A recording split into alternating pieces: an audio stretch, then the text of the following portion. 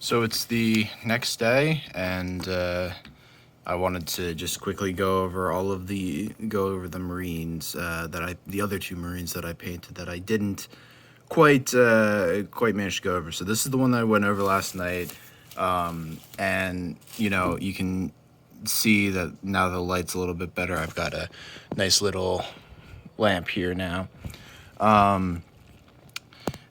The blue just is really beautiful. Came out a little bit dark on the breastplate because I over applied the wash a little bit, but I still think it looks pretty good. I like the slight inconsistencies between them.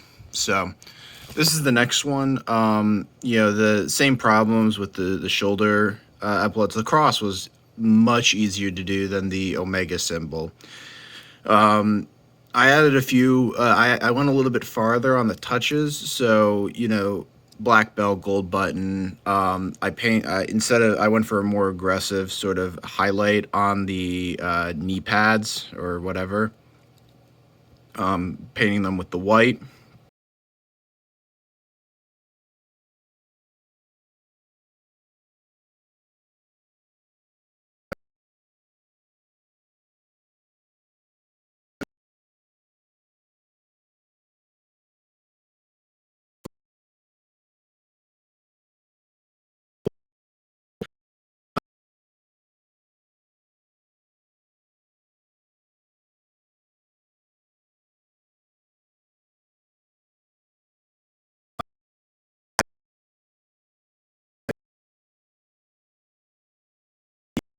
The booster parts of this with some gold.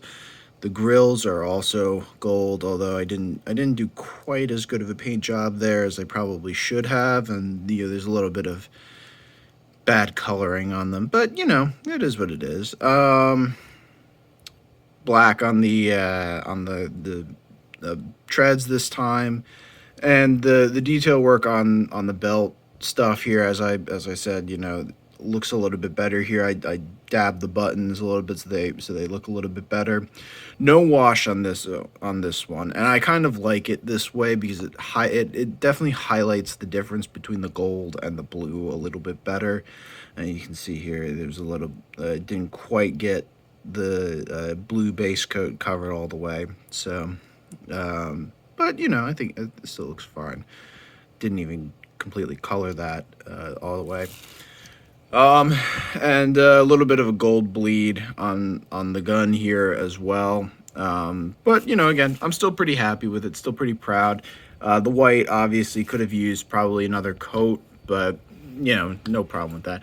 And then we come to Quintus the Now-Armed. As you can see, the Gorilla Glue kind of doesn't look great. And because I was bored, while I was waiting for these two to dry, I was painting the arm and the model. Originally, actually, I undercoated it with gold, and then I thought it looks kind of nasty, so I'm gonna paint it over with blue. But it ended up, kind of looks gross. In addition to that, so Quintus the armless, I'm gonna come back to him. I definitely feel like I could repair this a little bit, but I don't want to do the Space Marines today. I don't want to do them anymore. I'm pretty happy with where they're at.